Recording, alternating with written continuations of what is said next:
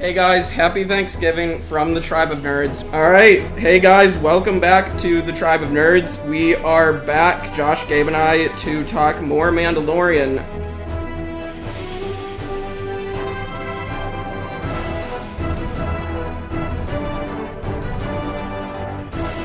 After 2 years of non-stop podcasting, it's been a joy to be able to talk with my friends and do this for the past 2 years of my life, and wouldn't have it any other way.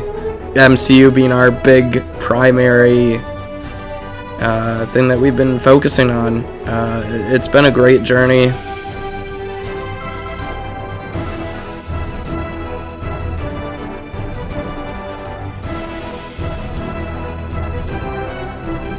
To quote the great Tony Stark, part of the journey is the end. So, enjoy all 34 projects in the MCU, ranked by me to finish it all off.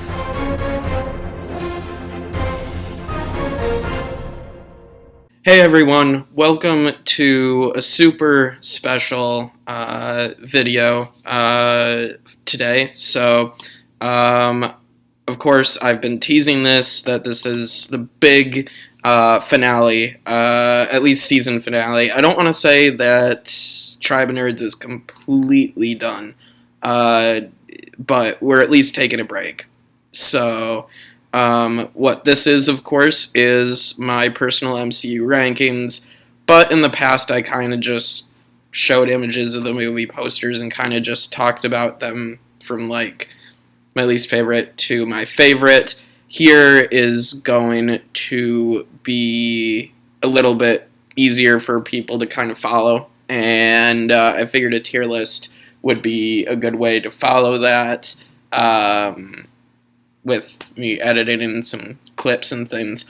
So you'll get to see my full reactions as I rank these, all the MCU in release order, so it's going to be easy to follow. Start with Iron Man, go to Doctor Strange and the Multiverse of Madness, which I just saw. So very excited to talk about my feelings. Of course, when it gets to Doctor Strange in the Multiverse of Madness, I'll say a spoiler warning. So, you won't have to worry about that. I do want to preface that it will be spoilers, at this point. So, but you can watch the rest of the video to see where everything else goes up until that point. And the previous rankings I've done, like, obviously outdated as more stuff comes out. And I didn't get to put, like, Spider-Man No Way Home or Hawkeye or, obviously, Moon Knight and Doctor Strange in the Multiverse of Madness on the list.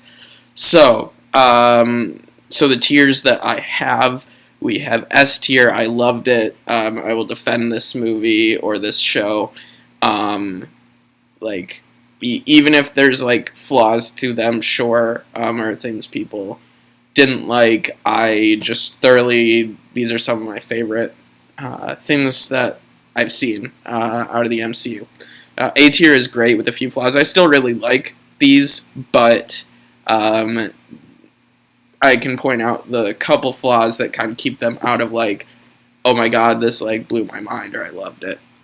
B tier, enjoyable but very flawed. There's a lot of things to like, but then I have a lot of flaws and nitpicks, I guess, that kind of hurt my enjoyment of it a little bit. We have mixed feelings. There's maybe a couple things I can say, okay, well, I liked this, but just the way some things were done, very mixed feelings on it. And my least favorite, D tier, this is the stuff that I just don't like rewatching. I also want to say, I feel like some of this MCU stuff, some of it might go higher also because, like, I think sometimes some of it is also, like, anyone can jump in and watch some of these, obviously, that won't work with, like, obviously I wouldn't recommend someone to go watch Avengers Infinity War, Avengers Endgame first. I'd recommend you watch the other movies before that. Obviously, there's, like, 18 to 20 movies before those movies. So, like, at the very least, I'll be saying which ones for new people that might be watching.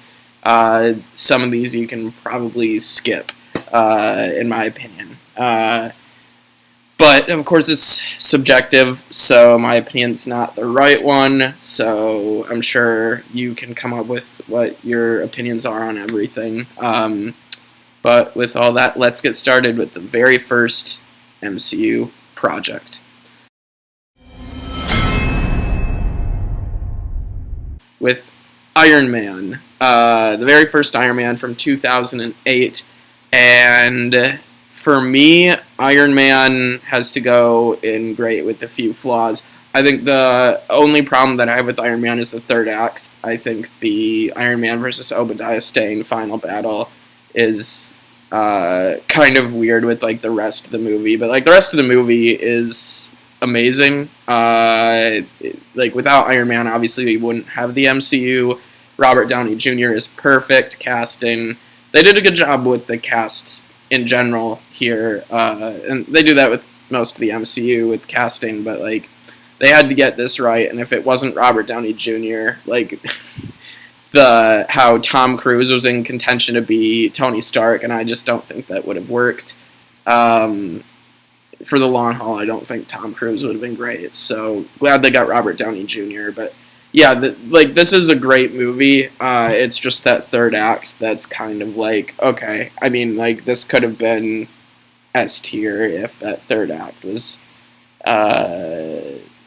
the same as, like, the first two acts, because the first two acts are great with, like, Tony building the Mark I suit in the cave, and then, like, building his other suits and like, that's all great, so, yeah, it's just that third act of Iron Man. And then the post-credit scene, first post-credit scene ever, is great with Nick Fury. Obviously, like, that's the most iconic post-credit scene at this point. One of them. Might be getting to some other ones later from recently. Alright.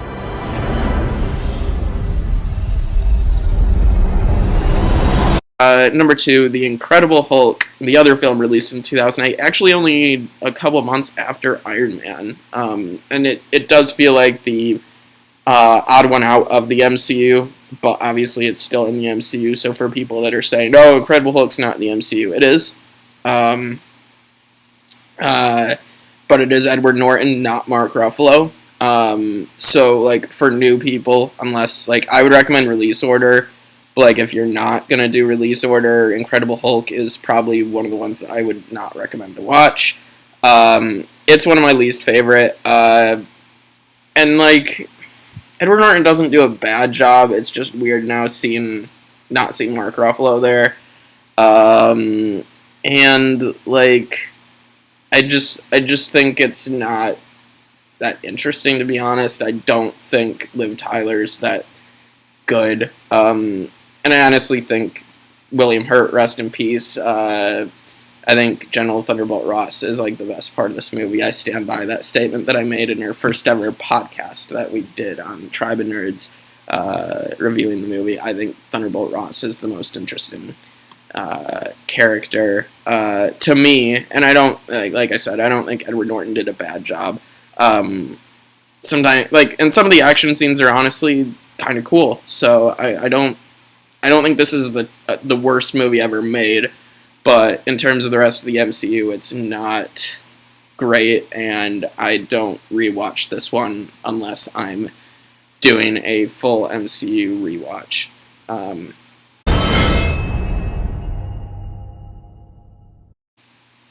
So then we have Iron Man 2, and from 2010, so 2 years after the MCU began, and I think it's better than Incredible Hulk, but I still put it in D tier.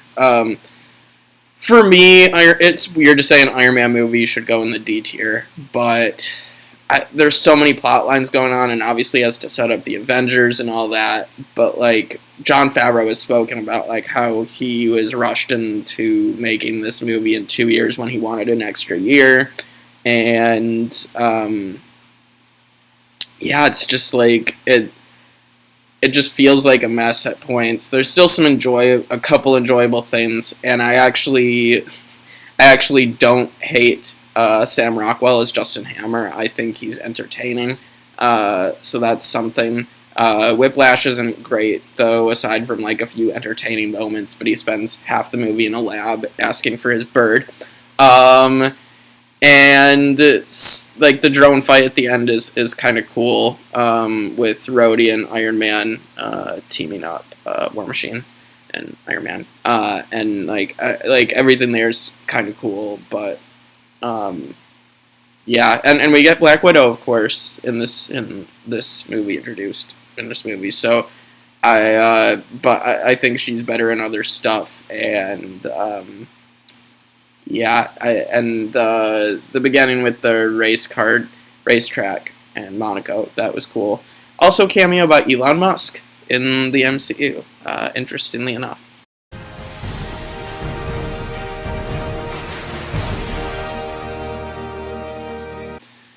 All right, early MCU is not going to fare as well, unfortunately. Thor, the first Thor from 2011, it's going in D tier as well. I think it's better than Incredible Hulk. I think Iron Man 2 is slightly better, but Thor, it's an interesting direction to take, and obviously this was a risk as well, and it at least performed well enough. And like the casting was great as well. I mean, Chris Hemsworth and Tom Hiddleston were relative unknowns at this point. I mean, I think Chris Hemsworth was in like Cabin in the Woods before this, and then he was Thor.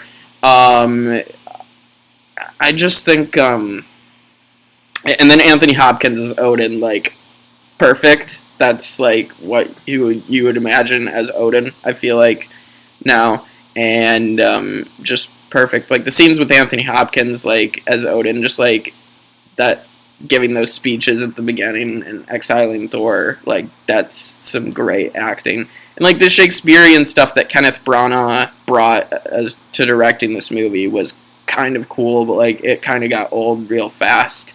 The Frost Giants weren't particularly great, and I like Loki up until like the third act when he just comes off like a brat.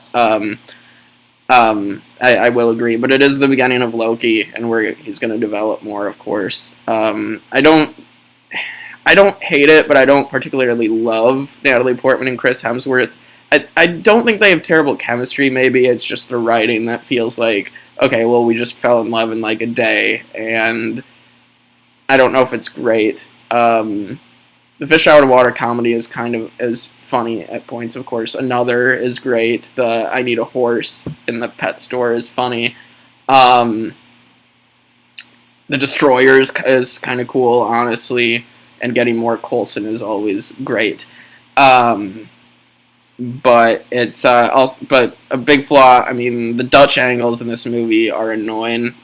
Tilting the camera at an angle, they do that a lot in this film. And so the first Thor, it's not as bad as Thor 2. We'll talk about that, but I don't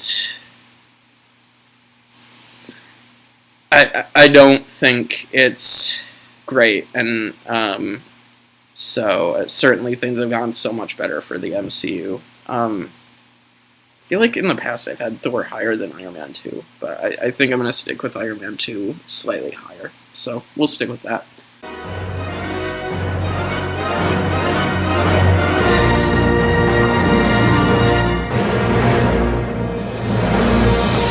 Captain America, the first Avenger. So I'm going to put this in... Oh, no. B tier. Enjoyable, but very flawed. I think the first two acts, again, similar to Iron Man, I think the first two acts are great. I think that you really establish who Steve Rogers is, and like I love getting to know this character in the beginning. The third act, unfortunately, kind of loses steam a little bit, and you montage through World War II, which I don't really like. I think the fight with Captain America and Red Skull could have been a lot better. Hugo Weaving's a great casting choice for Red Skull. Obviously, he didn't want to come back, but I mean, he was fine. Tommy Lee Jones as the Colonel was pretty entertaining. I like Tommy Lee Jones in this role, and if you're going to put him in the MCU, I think he's great. You have Peggy Carter, of course. You get introduced to Bucky. The Howling Commandos are kind of cool, but they don't get too much screen time. Obviously, the younger Howard Stark, I think, is great as well, knowing what we knew about Tony at this point, and him mentioning his dad, or like in Iron Man 2, and he has the scenes with his dad, and you can really see the resemblance in the younger Howard Stark in this movie. And you have Toby Jones' Zola. Zola's kind of cool as like the Red Skull's right-hand man, and we'll see more cool stuff from Zola in Winter Soldier. And so, yeah, I mean, this is a great origin story for Captain America. It's just that third act hurts the movie from going higher, unfortunately, but it's cool to get a period movie for the MCU and set in World War II. So, it's enjoyable enough.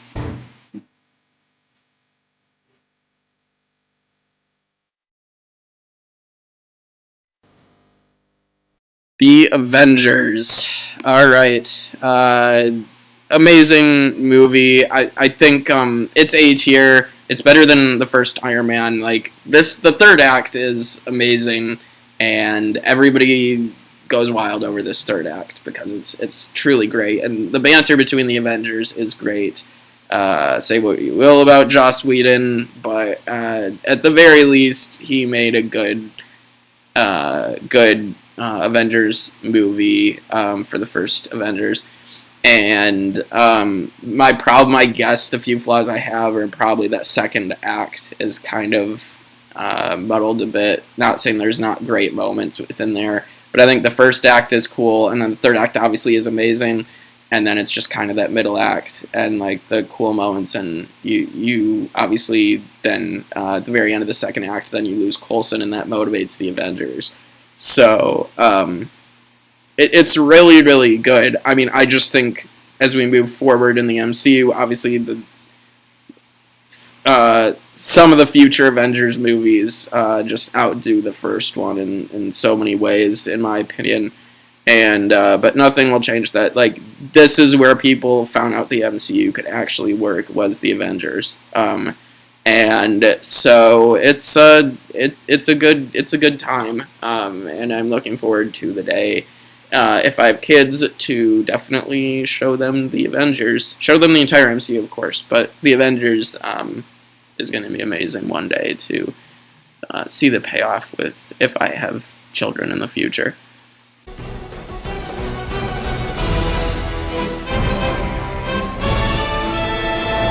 Alright, Iron Man 3, we're getting into phase 2 now. Iron Man 3 I have mixed feelings on. On the podcast at the time, I said that I really liked what they did with Tony Stark developing as a character.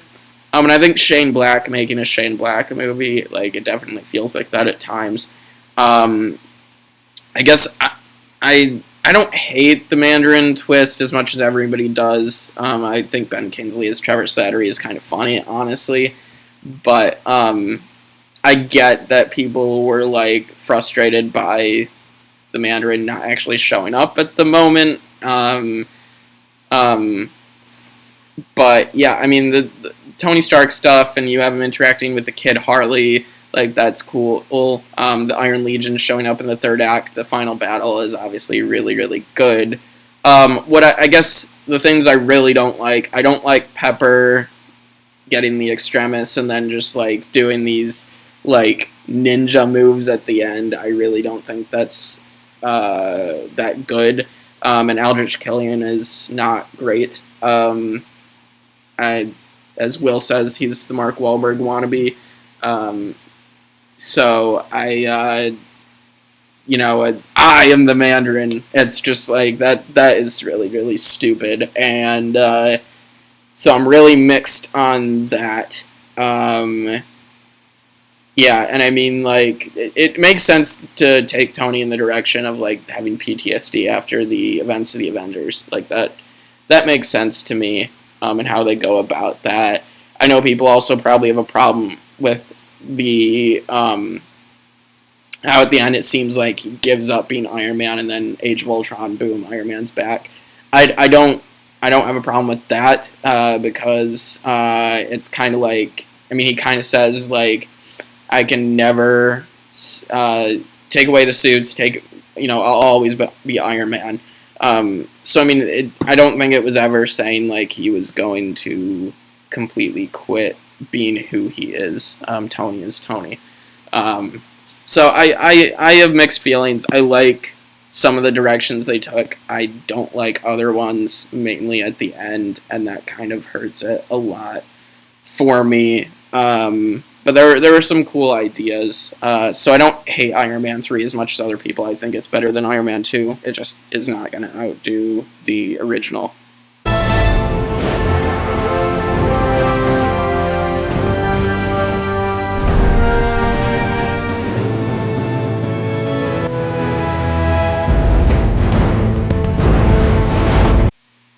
Thor: The Dark World. Well, everybody knows where this is going. Right at the bottom. And Thor: The Dark World, it's just kind of a slog to get through. Big slog to get through. There's some cool things, some kind of cool things in there, so it's not like the worst movie ever made. Frigga's funeral was great. Obviously, everything involving Loki in this movie, like, I think everybody really, really started to like Loki. I think they started to like him in Avengers. I think he was good in Avengers, but like still needed more development to, and this Dark World really gave Loki a lot, like, of development within it. And this is where everybody really liked Loki even more than they already did from what the good things they saw in Thor and Avengers. Obviously, Malekith is a terrible villain. The Dark Elves are awful. And anybody who tries to put any other villain below Malekith and the Dark Elves, they obviously forgot Malekith, or they haven't seen The Dark World. Either way, this is a movie I will not recommend. Like, I would say if you're watching in release order, or like obviously, just to see all the entire MCU, obviously this introduces the Reality Stone. You get stuff from Loki. Obviously leads into the beginning of Thor 3. But you don't necessarily, I feel like stuff gets explained in Thor Ragnarok and Infinity War and Endgame and stuff. So, or some of the good things. So, I mean, I'd still say watch it just to be a completionist, but I would say definitely don't start with this. If this is your first experience with the MCU, you probably wouldn't want to continue. But it's definitely my least favorite, so it's not the worst movie ever, but I hardly ever rewatch it unless it's a full MCU rewatch.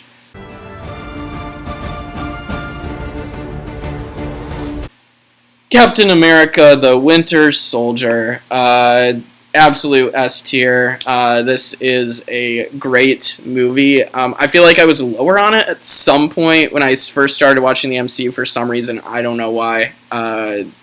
Younger me was not the brightest. I think the political thriller, espionage, spy stuff is awesome.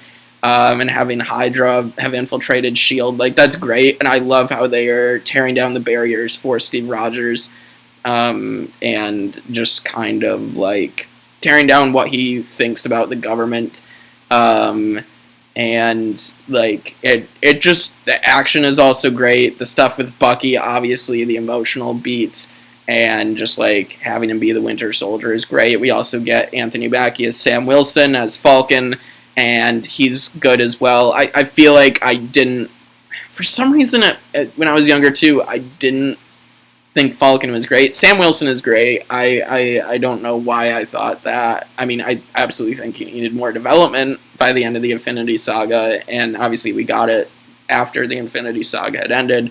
But Winter Soldier, he's great too. Black Widow's great. Nick Fury's great. All of this Winter Soldier, Robert Redford as the villain is awesome, and we get teased with Crossbones as well with Frank Grillo. So the Winter Soldier's a great movie, and I feel like even people getting into the MCU for the first time would be highly entertained by this movie, and it's the first movie by the Russo bros, so big shout out, because Russo bros really made a lot of the MCU what it is.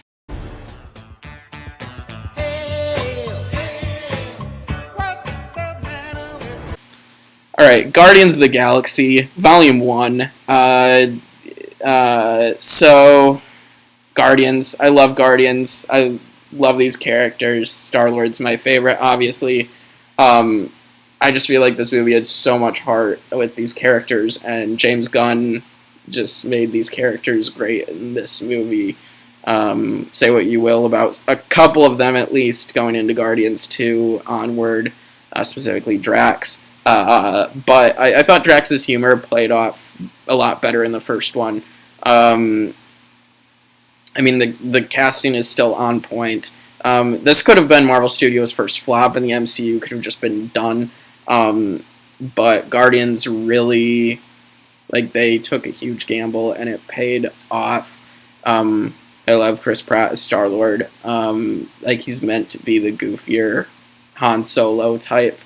This is like Marvel's version of Star Wars, and that's what, specifically the first Guardians feels a lot like Marvel's version of Star Wars, and I love Star Wars, so I love that about it as well. Ronan's not the greatest villain, but he's not as bad as people might say. I think there's some cool stuff that they do with Ronan that Will brought up when we talked about the movie, and I've respected Ronan as a character more since then, and I think he's an intimidating force, and him standing up to Thanos with the Power Stone and everything is cool. And obviously, for me, I think I've introduced a couple of people to the MCU through Guardians. I think you can absolutely start at Guardians if you want to. That could be your first MCU movie, and it's a great introduction. You get introduced to the Infinity Stones. You don't have to have watched any other movie before Guardians. You get introduced, you see Thanos, Josh Brolin as Thanos. These characters who are going to be important moving forward in the Infinity Saga. So, I think this is, and it's a really lighthearted, emotional, and, these characters have a lot of heart, and I just think that it's a really enjoyable film to me personally. I get that it's not for everybody, probably, with the humor, but I really think it's a great film, and I can't put it lower than S tier. I think it's great. Every time I rewatch it, I love it, and the soundtrack is fantastic. All right, that's enough about me gushing about Guardians for now.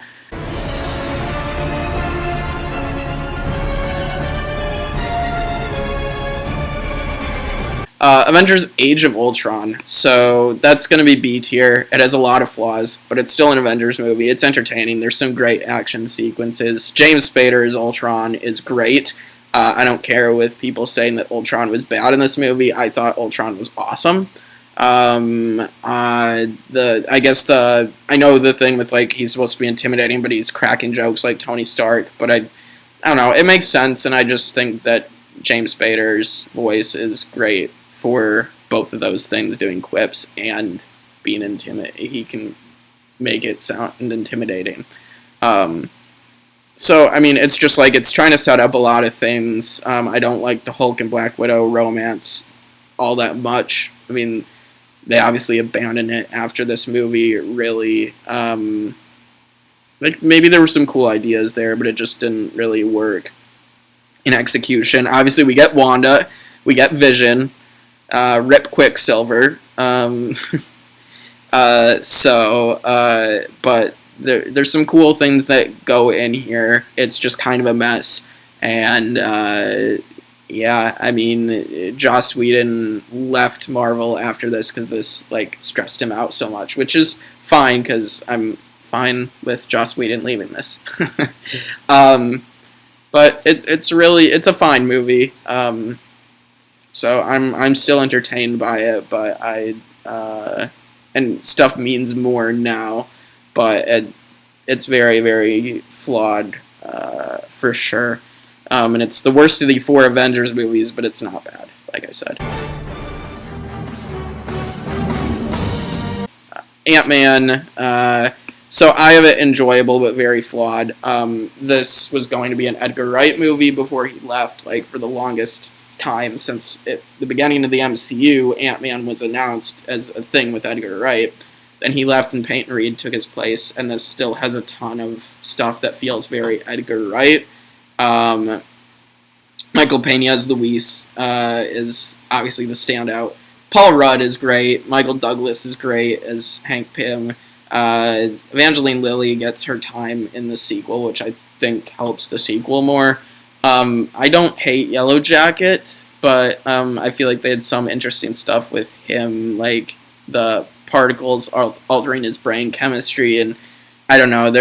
But like it's an enjoyable movie for sure. This is another one where I feel like you can maybe start it out. Obviously, there's the scene with Falcon, with Sam and Ant-Man, and at the Avengers HQ and stuff. But I mean, I feel like you could probably start with this film as well. It's still an enjoyable film. It's just, and it's deliberately smaller in size, but I enjoy it. It's still a fun time. It's just not going to go as high as some of the better stuff. But I think, and at one point I had the Ant-Man movies and mixed feelings, but I enjoy them more than being mixed on them. So they're fun.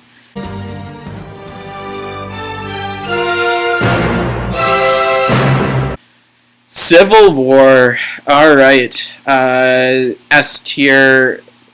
Loved it. I'm gonna put it higher than Winter Soldier. Like Civil War was a ride, and just like Tony and Steve, like conflicting ideals, and I thought they actually played it off really well for what could have been not believable, I guess. And I know that my dad in particular kind of has a problem with heroes fighting each other. I get that. I thought it's still a really entertaining movie. There's some great banter still in between the emotional bits and the arguing and about who's right and wrong. And obviously it plays into what happened at the end of Winter Soldier with the Bucky storyline. And we get Black Panther and Spider-Man introduced in the MCU. And those introductions are both amazing. And I actually really liked Zemo in Civil War even before Falcon and Winter Soldier. I liked the mental threats, and that's what Zemo was. I know people are like, well, he didn't have to be in the movie. I'm fine with Zemo being in here. It's just a cool extra little element in there of someone kind of manipulating this situation to their advantage. So I like Civil War a lot as the next step in the Captain America movie, because it's still centered on Steve Rogers, and you're kind of following him and being like, yeah, Steve was right, you know. In a lot of ways, the movie kind of wants you to frame it that way, that Steve was right and Tony was wrong, and that's what kind of got the conflict going, even though they were both right and wrong in many ways.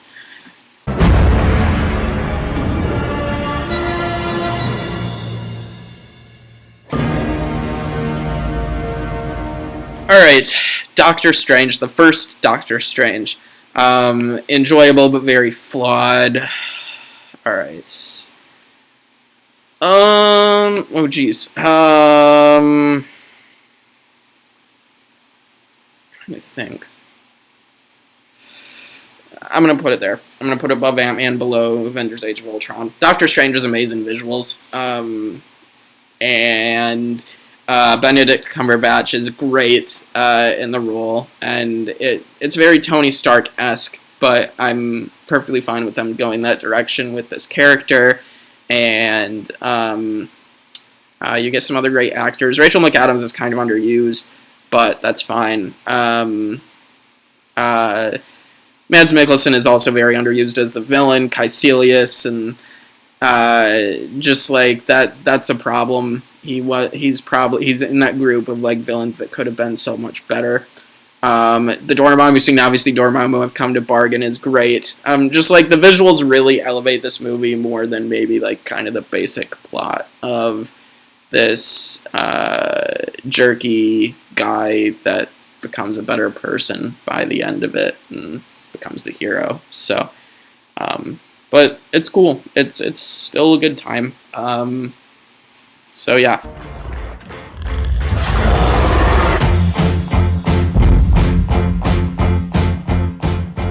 Guardians Volume 2. So this, I wonder how controversial this will end up being. Oh my god.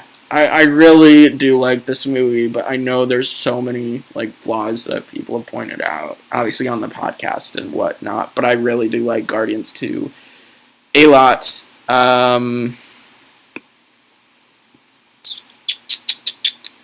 Where do I want to put Guardians 2? I feel like I put it in B tier, but I put it in A tier before 2. Oh my god. Oh god. You know what? I like Guardians 2. I'm putting it in A tier. And so there's flaws. Absolutely. I'm willing to acknowledge that there are flaws. Drax is misogynistic and like the humor isn't very great. It isn't very good in this movie.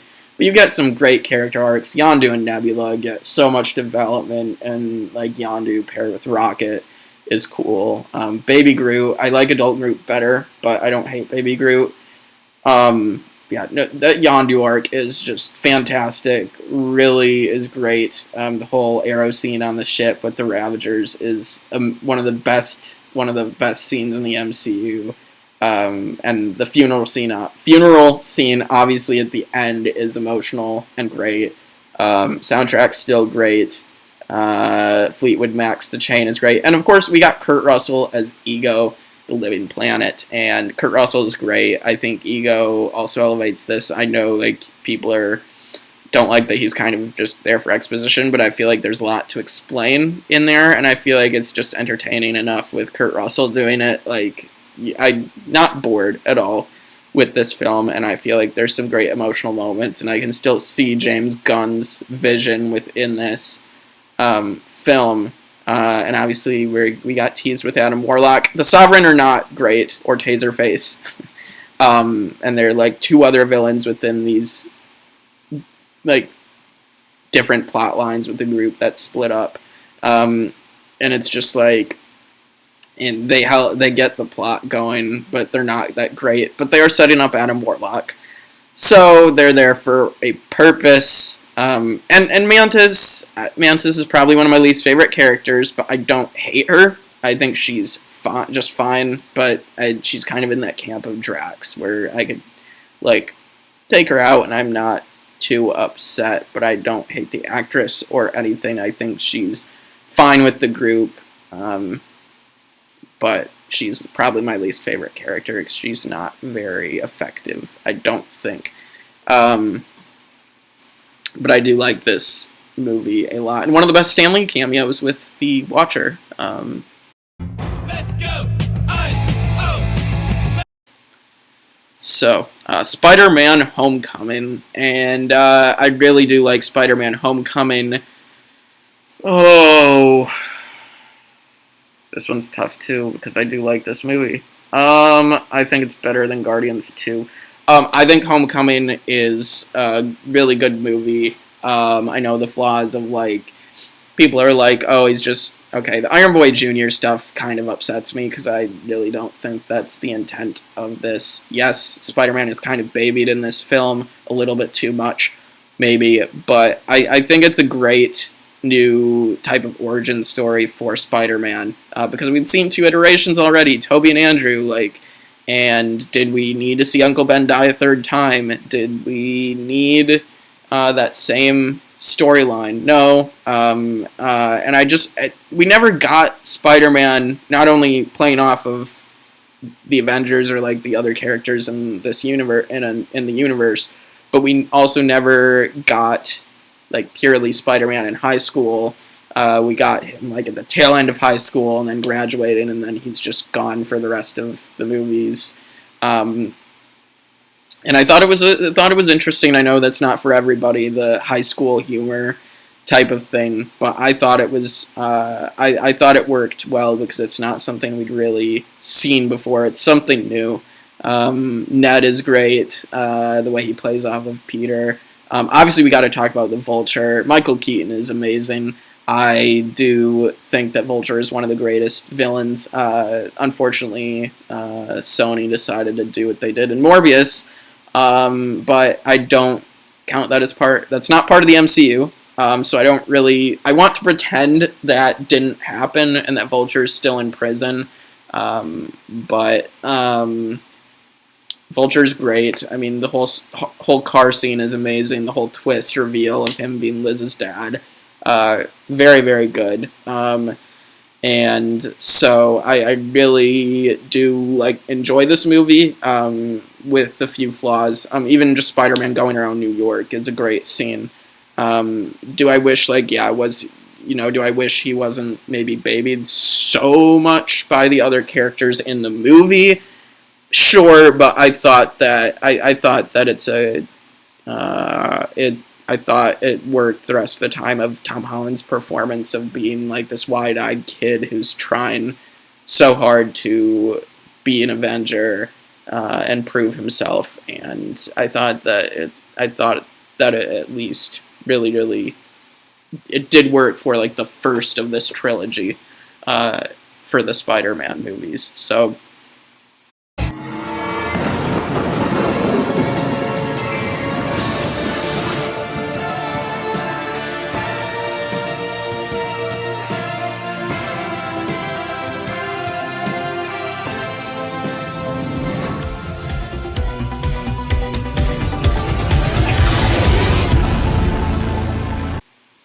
Alright, we have Thor Ragnarok. Thor Ragnarok is going at the top of the A tier right now. Thor Ragnarok is hilarious. Taika Waititi, very much Taika Waititi movie. He says that a lot of the movie was improv, apparently, which you can tell in a lot of scenes, and that's cool, and Chris Hemsworth got to be humorous. That's great, and this is a new direction for Thor than we'd seen, but I thought obviously it really worked. It's the best of the Thor movies so far, until Love and Thunder, perhaps. But Ragnarok's so much fun. The humor just undercuts a lot of the emotional moments. That's the biggest flaw in this film. But everything that they do with Thor and Hulk is great. Hela is great. I love Jeff Goldblum as the Grandmaster. Every scene he's in is hilarious. Korg is even funny. Taika Waititi's character and stuff with Loki is still as good as ever. So I still really, this movie is always an enjoyable time. I'd even recommend this to maybe watchers trying to get into the MCU. I think Ragnarok is something that a lot of casual people would enjoy watching, because it is fun.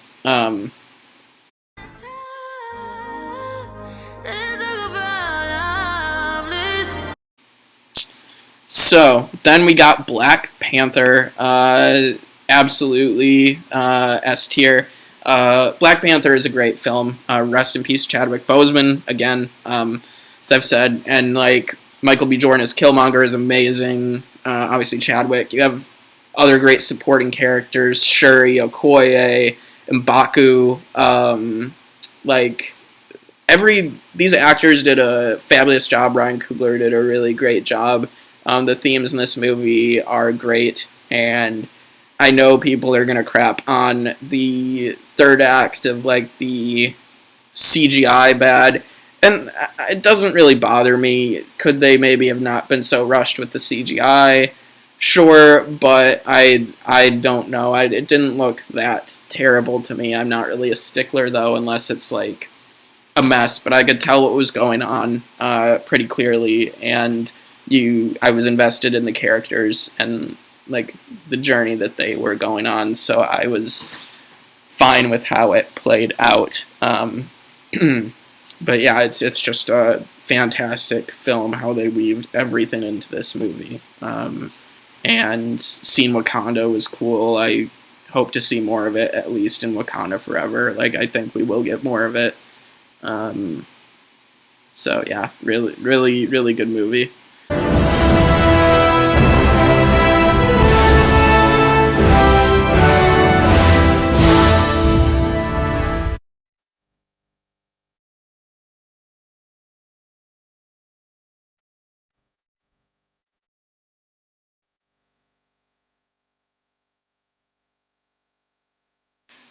Avengers Infinity War, S tier.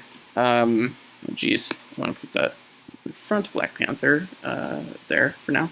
Avengers Infinity War is amazing. Like, all the build up to Thanos and like everything paid off and all the characters coming together and like the different groups they put them in, like the Titan team and the Wakanda team and just like everything. And it felt like we had stakes in this film, and this is also like a Thanos movie. Thanos is viewed as the protagonist, how he views himself, and that was just such an interesting angle to take, and just how they did this. And Thanos might be like, he has to be one of the greatest movie villains of all time, and just like CGI characters, like how they made this fully, like this Josh Brolin in a mocap suit, like this whole CGI villain is like so believable and so good, is incredible. And I feel like this absolutely deserves more credit. And Infinity War never lets up off the gas. It's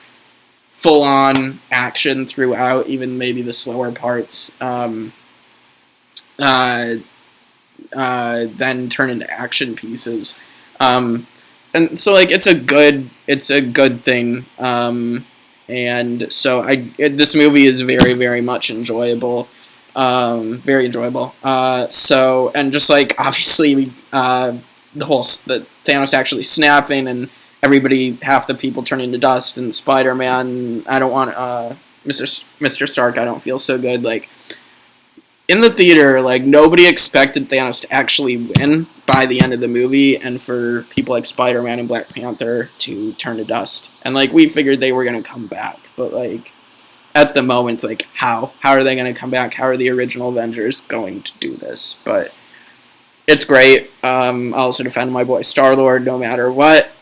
I just feel like dude's been through a lot. But the same people that will get to it. But I mean, I think the same people that are going to critique him for acting emotionally are then going to praise Wanda. So that's a bit of double standard there. But I like both Wanda and Star-Lord. So I don't, but just want to say that. So, but Infinity War is great.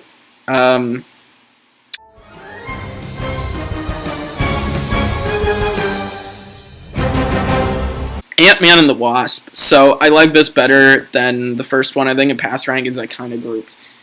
They are like grouped together, but I want to talk about them separately now. So like Ant-Man and the Wasp like is a fun ride as well, just like the first Ant-Man.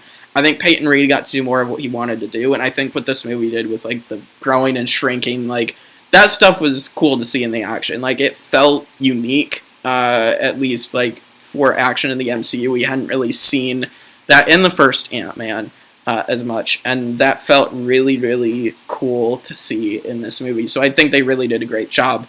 Yes, is the plot a MacGuffin story about getting this lab? Sure, but I thought it worked just for a fun palate cleanser after Infinity War. Ghost was cool. They maybe could have done a few things better with Ghost, for sure. But I thought she was good. You got Lawrence Fishburne in the MCU now. You've got, and even Sonny Birch is like Justin Hammer-esque Walton Goggins. Like, it's just a fun, like, villain that just is there as not a big threat, but it's an Ant-Man movie, so it's fine. So I enjoy this movie a little more than the first one. I like them both, but they're right next to each other, and Wasp getting more to do is great, and of course we get more Luis. So, and the end of this with Hank, Janet, and Hope getting snapped out of existence to tie into Endgame and Infinity War and then Endgame is really, really cool. And how they define the quantum realm is for Endgame is also cool. So I like this more than the first one. I think they did more for it. That worked better. Peyton Reed got to do more. So it was more his movie at that point.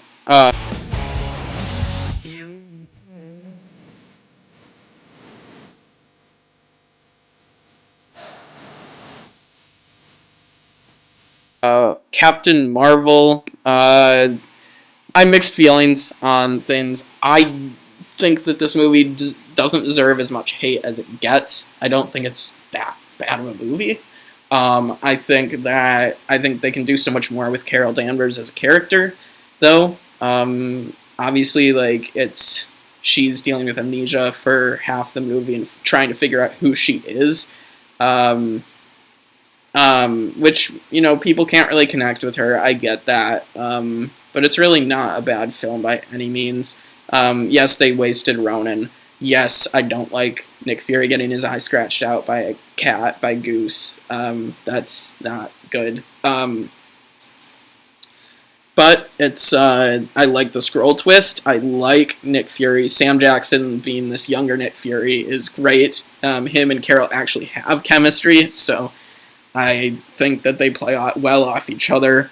I think Lashana Lynch as Maria Rambeau, Carol's best friend, is good. And young Monica is good as well. And obviously Ben Mendelsohn as Talos for the Skrulls is good as well. Jude Law, I don't really feel anything for Jan Rog, really. I think they could have written him better. I think the Supreme Intelligence they could have written better.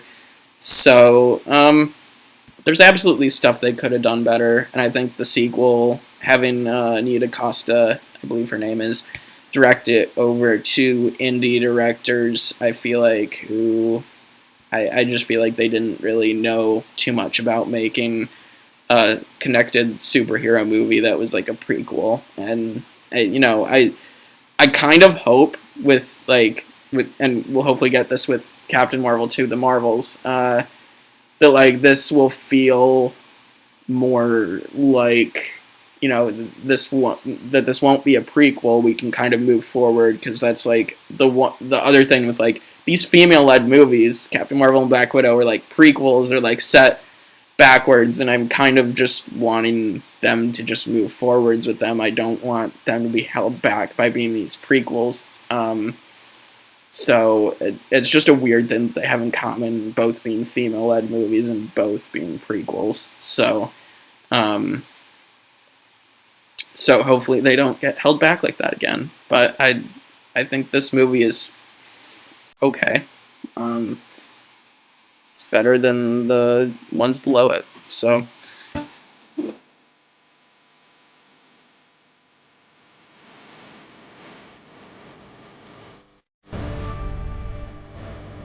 Avengers Endgame, obviously easy W. Avengers Endgame, number one right now. Endgame is fantastic. I love the 3-act structure in this movie of like, you have this epilogue after Infinity War, this like slower, serious stuff, which makes sense, and I don't get why people crap on the first act of Endgame being super slow. It's like, well, yeah, I mean, you just lost half the universe. Like, what do you expect? I don't really get the criticism of that. I think it should be slow after that happened. It just, tonally, it fits better than, I don't get why it should, be lighter or faster paced in the beginning. Second act, we get the whole time travel, time heist, getting the stones. Like, that was cool to see some callbacks and everything, and kind of like having this closure for Steve and Tony, like with their past. And then you get obviously the last hour, the third act of this giant battle that is so fun to watch and amazing, and the theater reactions, and probably still the best theater experience I've ever had. I loved opening night and for a birthday and getting to see Endgame with friends. Like, that really was an amazing experience I'll never forget. I know the flaws of, like, people don't like Professor Hulk and the big Thor Bowski, but you know, I don't hate them, and they were trying something new with these characters to kind of evolve their character arcs, and they're still in the MCU. We still are getting She-Hulk, we still are getting Thor Love and Thunder, so we're not done with these characters. So I get people are like, well, we don't want them to end their stories like that. I get that, but they're continuing, luckily, and we got the end of Tony Stark and Steve Rogers, and I think that worked really well. And Black Widow, but we'll talk about Black Widow shortly here.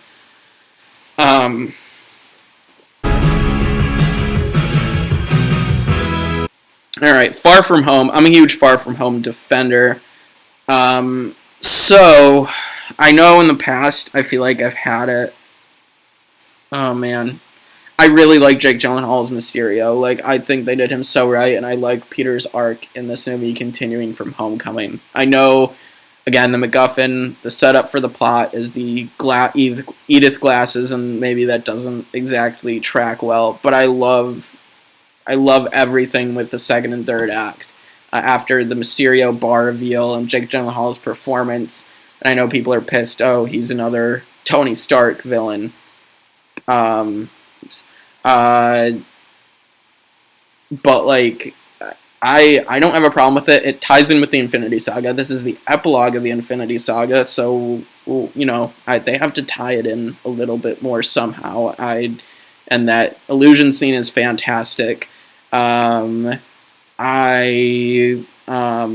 just, like, the Spider-Man action is really, really good. I really think this just is bigger and better than Homecoming was, and that makes sense for it being a sequel. I'm actually going to put it behind Guardians, just because I think the MacGuffin storyline of the glasses is, you know, I get the small criticisms of that, but I'll still defend this movie as being good, and I feel like it's there. The glasses are there to set up the plot with Mysterio and kind of just, like, also kind of teach Peter with great power comes great responsibility. I know that line is said later now, but I think it's there to kind of tell us that without saying it at that moment. So I understand why it's there. So that's why I still have it in S tier. It's still a really fun movie. It's one of my favorites to rewatch. I'm going to put it behind Guardians for here. But I do really like Far From Home, and I am a Far From Home defender. I still like Homecoming, and we'll talk about No Way Home shortly, but Far From Home was great as, like, this epilogue and this bridge to what was coming, and obviously the post-credit scene that leads into No Way Home is fantastic, and one of the best, and one of the most shocking at the time.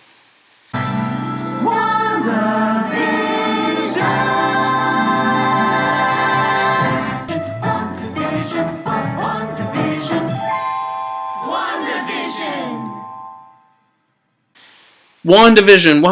WandaVision. It's gonna go in A tier.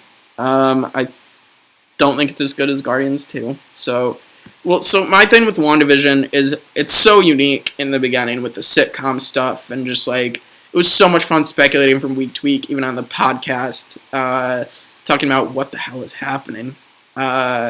And not knowing, and I feel like at the very least the show did tell us what was happening, and I wasn't, like, confused by the end. Elizabeth Olsen, Paul Bettany, like, they gave great performances. Jimmy Woo being back, like, have to mention my guy Jimmy Woo. Didn't mention him in Ant-Man and the Wasp, but he's back from that with his magic card tricks, and great. That's great. Tiana Paris as Monica Rambeau is great. Catherine Hahn as Agatha Harkness steals the show sometimes, and just like great stuff there. It just, the finale really hurts for this from being an S tier. And it's just like the Ralph Boner joke, and I just feel like I thought they were building up to something with like Tyler Hayward being this like dick, but like being, I don't know, like he had some motivation and wasn't just like mustache twirly, and then they made him the mustache twirly villain in the finale. Darcy was also in this. Kat Dennings. Darcy is like a lot better in this than she was in the first two Thors. Like they made her great as well. And obviously that set up Multiverse of Madness in Wanda's arc moving forward. So I think that WandaVision is great. And I think the finale also, just like the way it devolved back into classic MCU stuff after it hadn't been, I don't know, or like same MCU stuff, I don't know, just for something that was so unique to go back to stuff, like familiar stuff, so that people who for some reason didn't like weren't fond of that direction of the sitcoms could like get back into it. It's like, I don't know, the finale of WandaVision just marks it down to A tier for me, but the rest of it, like everything was so much fun about talking about WandaVision, and I very much still enjoyed it.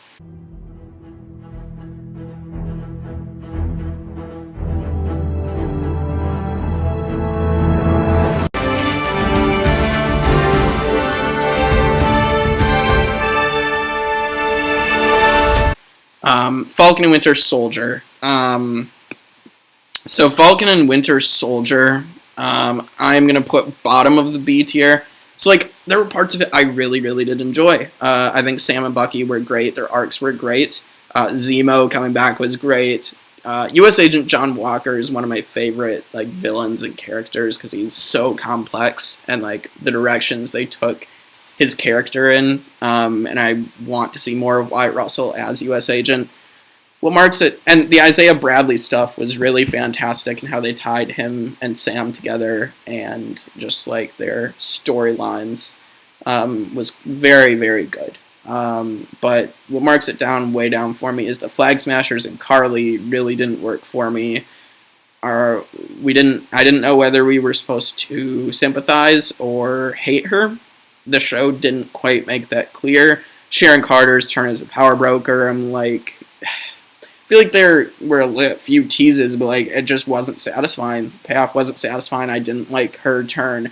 It didn't feel like it matched Sharon from the past, and I didn't really like it, and that just kind of marks it down, those flaws. And so I just feel like there's things they could have done better with those, like that, and like when half of your villains are like, and the ones that like they're actively opposing majority of the show are not well written, that really has to hurt it, mark it down.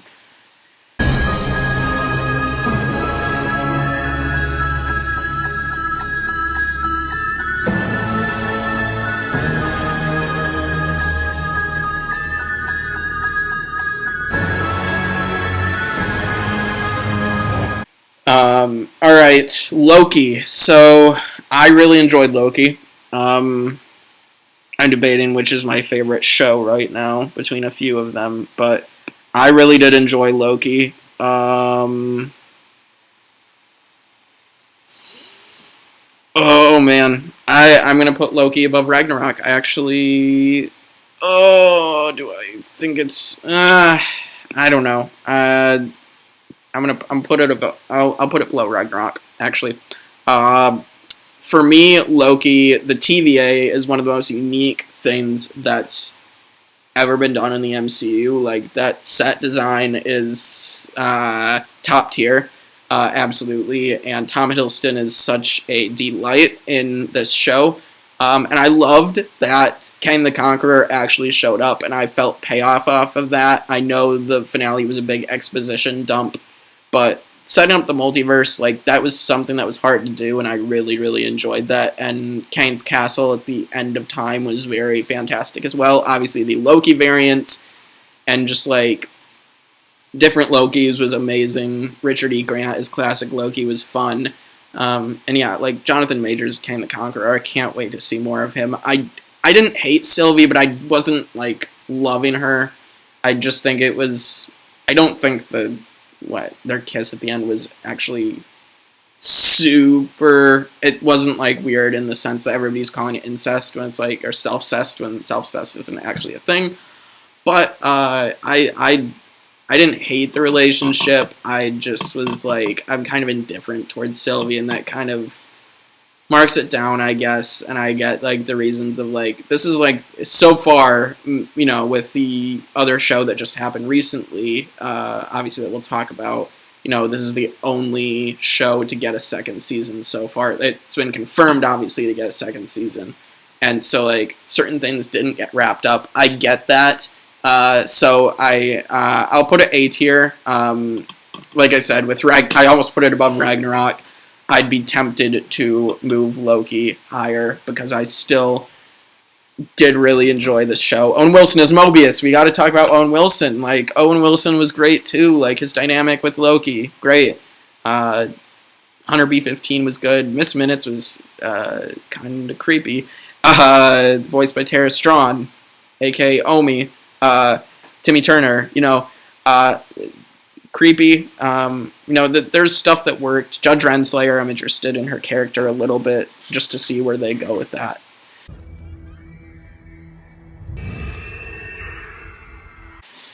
Alright, Black Widow. So I actually went down on Black Widow. I had it in B tier before. I think things work thematically. I get that. And the beginning is actually really good, and I just think, and I get the bad guy Dreykov being, like, you're obviously not supposed to sympathize with him, you're supposed to hate him, and that worked, but Taskmaster just wasn't it, Chief, and for that, I gotta mark Black Widow down below Iron Man 3. My enjoyment has kind of gone down on it.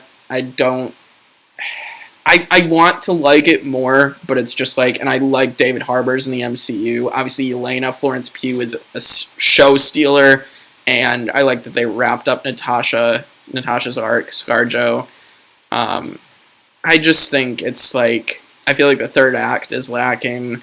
I feel like the Taskmaster is not great, and despite it fitting thematically, they could have done much more with Taskmaster, and I would have loved Taskmaster to actually be in control. Like, the trailers were teasing, like, oh, Taskmaster runs the Red Room, and they were teasing that, and then they just, in the trailers, and obviously that wasn't actually what was true. But Rachel Weisz was fine. David Harbour, I love him, but, like, he just played a big burly buffoon throughout the whole thing. And I get, like, people like the family dynamics there. To me, I don't really particularly love the family dynamics compared to other family dynamics we've seen in the MCU. It's not something where I particularly greatly enjoy this movie. That's why it's going below, further down than it would otherwise. So, yeah. Under the question,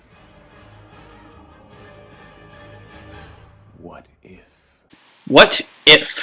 What if is going in C tier. I think the animation was cool. I think, like, that makes it stand out, and there's some cool... I think some of the episodes are kind of cool. I would have preferred this just stayed anthology and didn't try to tie in everything, but I get everything has to be connected in the MCU. I get that, but I don't know. It was kind of cool just to see these random what-if scenarios. However, some of them weren't particularly interesting. The whole murder mystery I didn't really like. Captain Carter was just alright. Like, that episode was just alright. It was just like a shot-for-shot remake of the first Avenger, but with Peggy Carter. That was kind of the problem of just, like, shot-for-shot the same. Pretty much, except for a few minor differences. And then the Chadwick Boseman episode, obviously the last time, 2 episodes of hearing him for the last time. And I think that episode 2, it just seems very goofy, but like it's elevated because it's Chadwick Boseman's like last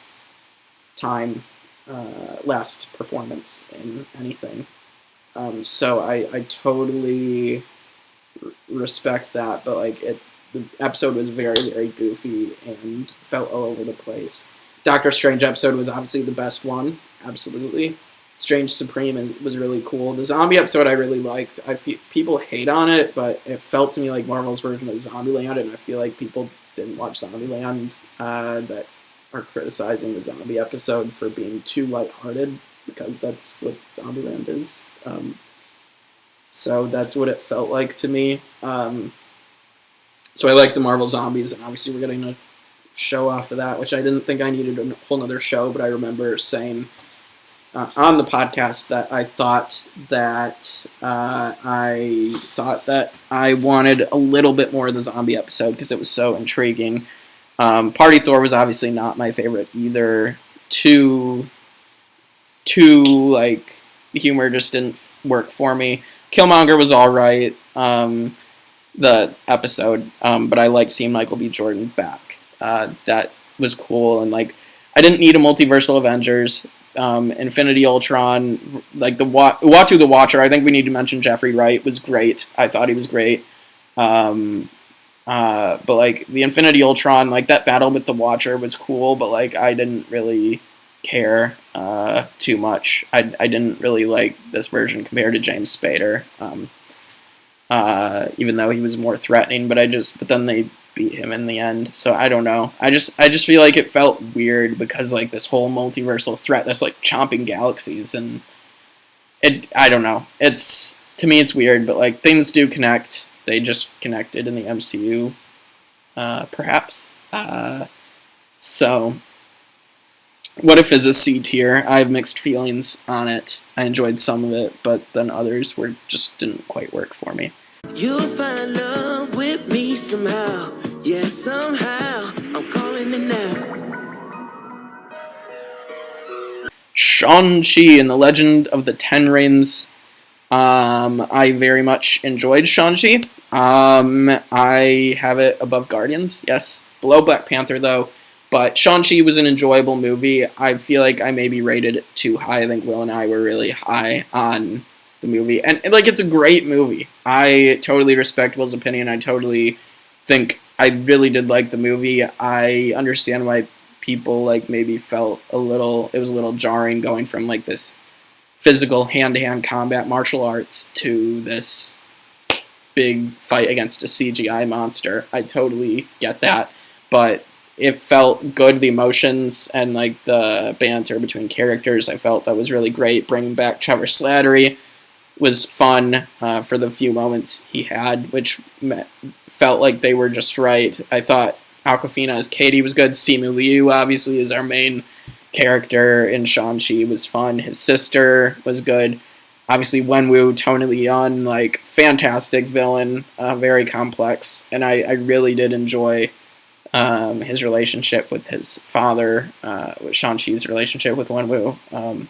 So I thought this movie really did work, and it was like for Asian culture as Black Panther was for Black culture, and I thought it really did work. And Shang-Chi is like the new character I'm most excited to see more of in the MCU moving forward. Now I still believe that because like I want to see him interact with the other Avengers because I think he's gonna really gel well, and it's going to be a lot of fun to see moving forward in the MCU.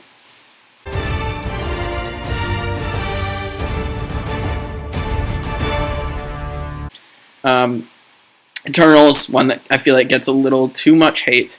Alright.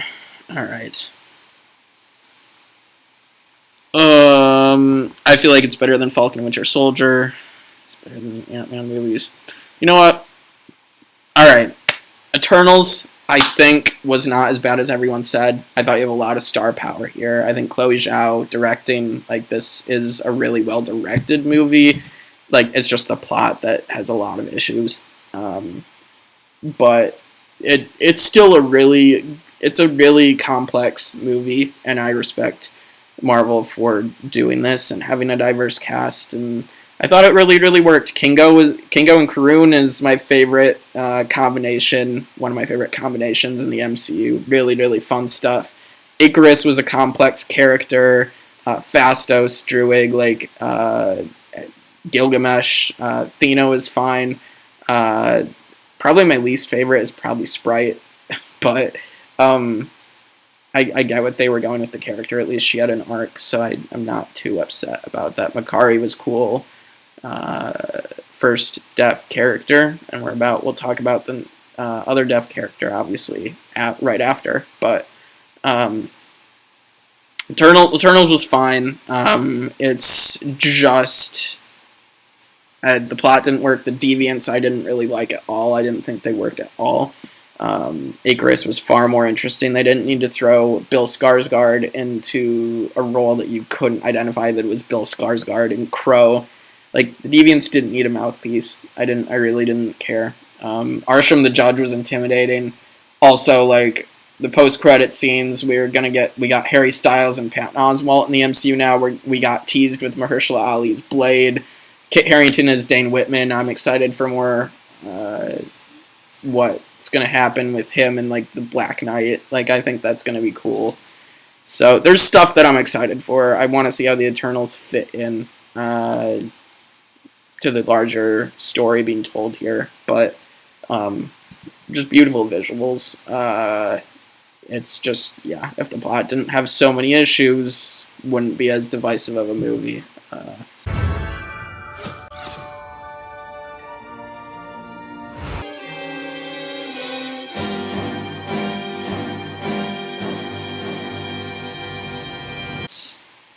Hawkeye. I really do enjoy Hawkeye, and I'm, like, debating.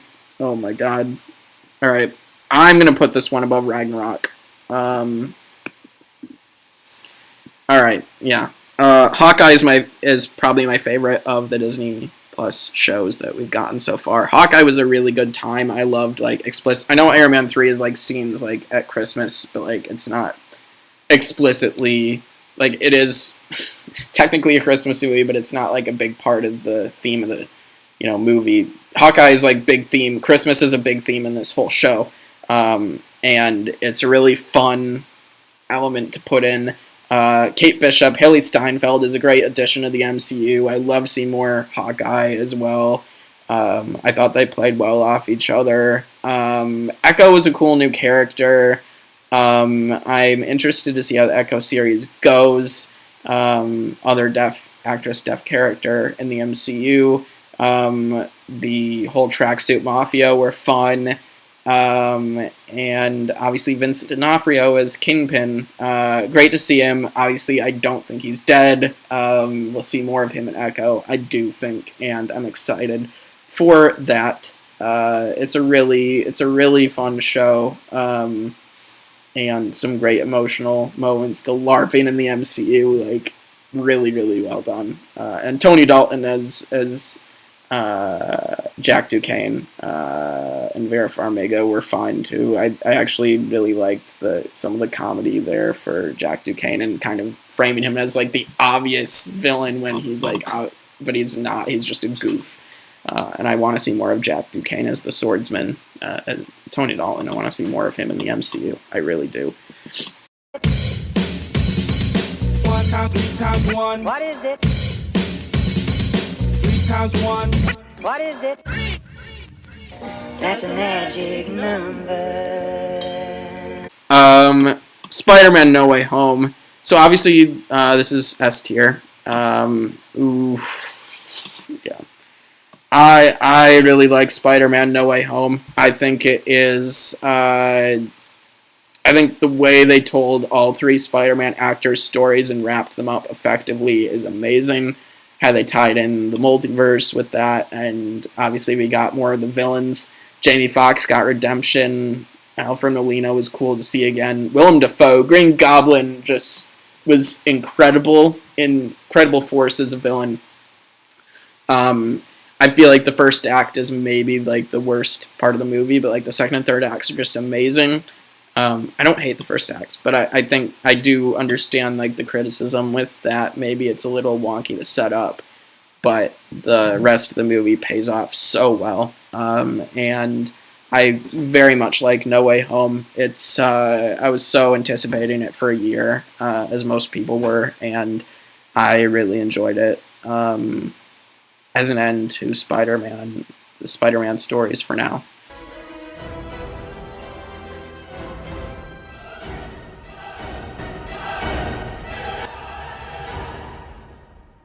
Moon Knight. So this one, I said on the podcast with Gabe when we ranked it after the finale, this one is going to be a hard one for me to rank.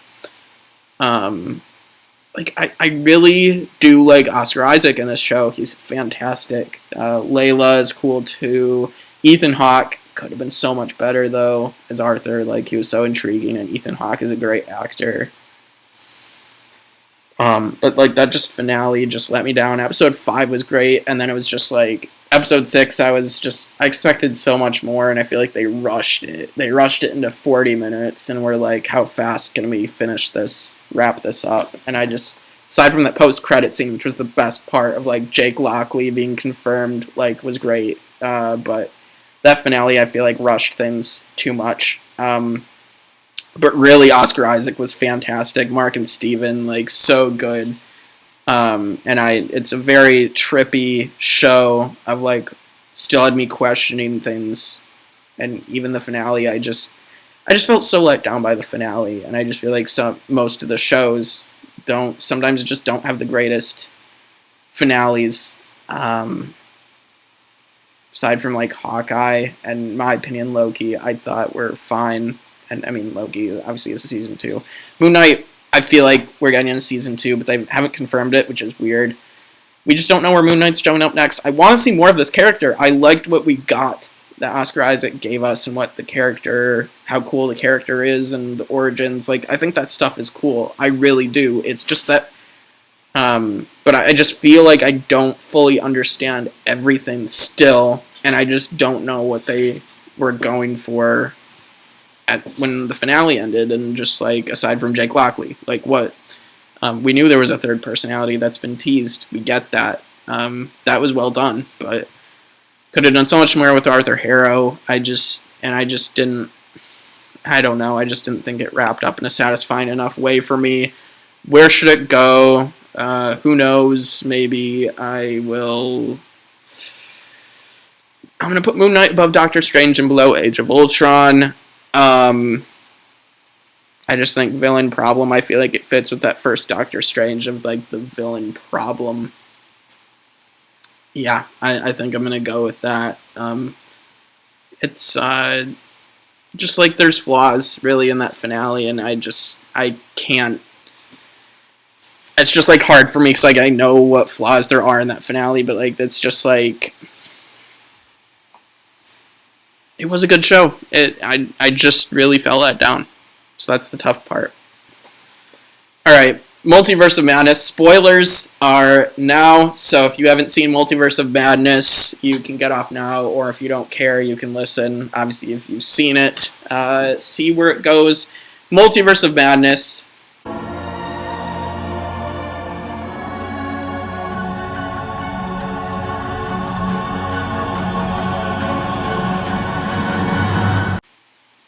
Is my new number 3. Multiverse of Madness was good. I really, really did enjoy it. Of course, I'm seeing criticism, but everybody criticizes everything nowadays. I'm not saying there's not flaws, but Sam Raimi made a Sam Raimi movie. That's, with everybody complaining about the directors don't get creative freedom, it's, whatever Feige and the MCU machine makes. And they stick to a formula. This was not the same formula that we've seen in the past. This felt like a Sam Raimi movie. This felt like a horror movie. I loved that aspect of it. And it makes me think about the multiverse. Like, I don't know if I understand everything, but we're supposed to see more from the multiverse, so I don't think we're supposed to understand every single little thing. And I thought they explained it fine. With the Illuminati, which was amazing. Again, spoilers, but John Krasinski as Reed Richards. thank you, Kevin Feige, for at least just giving us a cameo. I'm fine if this is not your actual Reed Richards, but the fact that a multiverse version existed. Patrick Stewart coming back as Charles Xavier. We got Black Bolt, which I'm not... I mean, obviously the Inhumans show was a flop. But, acknowledging that I get that character and actually bringing him into the MCU is cool. In a way, Captain Carter from What If. I guess it wasn't Strange Supreme, technically, because it didn't seem like that version, but looked like it from the trailers. But I thought seeing more Strange variants was cool. America Chavez worked to fit the plot. I was fine with her. I don't get the hate for her. Xochitl Gomez did a good job. I thought she worked. For sure, with the plot of the movie, and Sam Raimi made it work. Doctor Strange as a character, I feel like grew from when we've seen him. I feel like he's like feels like he's a hero and like taking care of people, and obviously we have to talk about Wanda and the direction they took with Wanda after WandaVision, like. Beautiful. Really, really well done. I felt like, okay, well, Wanda's been through so much in her life with, like, grief and stuff. So I understand it, but then at the same time, she's doing horrible things and murdering people, and they didn't shy away from showing the gore and the violence, and just, like, wow. This was great. I mean, the what mouth scene, her killing the Illuminati, like that just was cool. We also got Lashana Lynch back as a Captain Marvel variant, which was cool, by the way. Should mention all of them. I mean, just like there's some really, really awesome stuff, and like the visuals incredible, better than the first one even, and like Sam Raimi did such a good job, and also Bruce Campbell, like. I loved it when he showed up first, and the fact that he's like the second post-credit scene, and they're just like, you know what? I don't care that this is like a short little comedic thing and people that were let down by that. It's a Sam Raimi movie. It fit for a Sam Raimi movie to have that be the last post-credit scene. And the first post-credit scene or the mid-credits of, I think it was it's Charlize Theron as Clea. She's like related to Dormammu, so that they were heading to the Dark Dimension. I recognized the Dark Dimension, but I had to look up what we were seeing, and like him being corrupted by Strange being corrupted by the Darkhold. Like that's stuff's cool. And Christine Palmer, Rachel McAdams got to do a little more. So I mean, there's some really cool stuff in here. Maybe the one thing I didn't like, I wish they would have done more with Mordo. I thought we were actually getting continuation of like too many sorcerers from the first Doctor Strange, but it was a variant that then kind of just disappeared. I guess, did he get murdered by Wanda off screen? I don't remember what happened to him after he fought with Strange a little bit, but I just for some reason I missed it. But that's the one thing I thought they could have done better. It's a variant, so I get that. It's not the same Mordo. Maybe I'm just like, well, what is going on with the real Mordo that wasn't stated? Like, what has he been doing for like 6 years? Did he get dusted? Or like however long it's been in the actual MCU timeline. So, yeah. So I'm putting it at number 3. I thought it was really, really well done. So that is my MCU rankings. The actual podcast review of Doctor Strange 2 that will go in our other rankings is going to our collaborative rankings is going to go up. I think we're recording over this next coming weekend, so stay on the lookout for that. But thanks for watching, and someday, I hope, maybe I'll do another one of these at the end of the year to add like Thor Love and Thunder and Black Panther 2, Miss Marvel, She-Hulk, that kind of thing. Maybe my opinions will change. But thanks so much for watching, and I'll see you guys next time on The Tribe of Nerds.